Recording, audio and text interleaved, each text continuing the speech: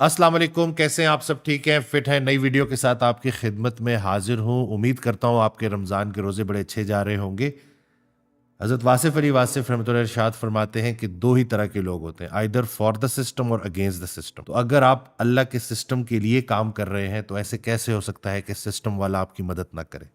एक ऑडियो में इरशाद फरमाते हैं कि तुम्हारे काम से अगर मखलूक का नफ़ा हो रहा है तो ऐसे कैसे हो सकता है कि अल्लाह तुम्हारे काम में बरकत ना डाले। थोड़ा तो यकीन रख लो। नेक इंसान का मुस्तकबिल कभी भी तारीक नहीं हो सकता, चाहे दुनिया से सूरज ही क्यों ना चला जाए। जुगनू ज्यादा तारीकी में ज्यादा चमकता है। इसी तरह से आपने अपना जो ताल्लुक है ना, वो ख्याल के हिसाब से अल्लाह से रखना है। ख्याल आपका अल्लाह की रहमत की तरफ होना चाहिए।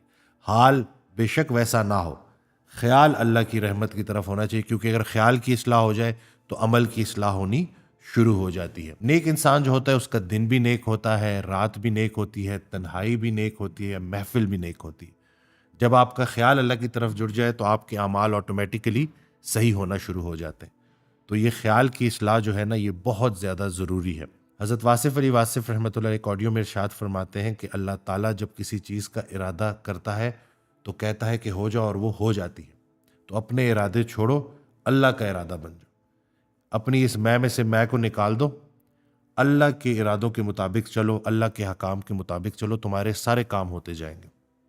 अभी अगर अपने अमाल की वजह से अगर आपकी सेहत बिगड़ गई है और आप बीमार हैं और आप परेशान हैं और आपको ज़िंदगी समझ नहीं आ रही, तो रात की तारीकी में जाएं और निसफ शब अल्लाह की बारगाह में इल्तिजा करें कि ए बनाने वाले, मुझे फिर से बना। ओ मेकर, रीमेक मी। मैं अपनी ज़िंदगी को अपनी आमाल की वजह से लहूलुहान कर चुका हूँ। मेरी इस जान को अपनी जान समझकर इसमें फिर से जान डाल दे। तो होता यह है कि अल्लाह फिर उस आपकी जान को अपनी दी हुई जान समझ के उसमें फिर से जान डाल देता है। लेकिन अब जब वो जान डालेगा तो ज़िंदगी को किसी मकसद के तहत गुजारिएगा, क्योंकि बामकसद इंसान जो है ना, वो ही अल्लाह की सबसे बड़ी रिक्वायरमेंट है। इंसान का टोटल पर्पस है जो बनाने का, इबादत अल्लाह की जाए, मोहब्बत अल्लाह के रसूल सल्लल्लाहु अलैहि वसल्लम की जाए और खिदमत इंसान की जाए। तो हम जब इन चीज़ों के ऊपर अमल करना शुरू करते हैं, वो जो हमें नेकी करके जो खुशी मिलती है ना, इससे बड़ी सेटिस्फैक्शन और कोई नहीं होती।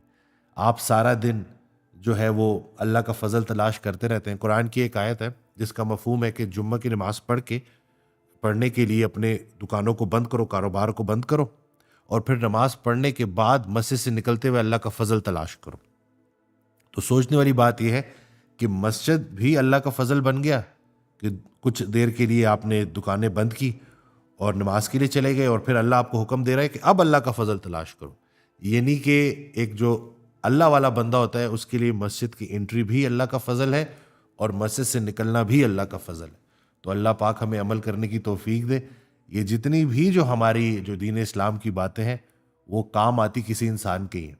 तो अगर आपकी ज़िंदगी का कोई पर्पज़ नहीं है तो अल्लाह से दुआ करें कि या अल्लाह मुझे कोई मकसद अता कर, मेन लाइन में कोई कंट्रीब्यूशन कर जाए। जो इंसान भी नेकी में मसरूफ़ अमल हो जाता है उसके लिए कोई डर खौफ बाकी नहीं रहता। तो मैं उम्मीद करता हूँ इस वीडियो से आपको फ़ायदा मिला होगा। चैनल सब्सक्राइब करना ना भूलिएगा, दुआओं में याद रखिएगा। अल्लाह हाफिज़।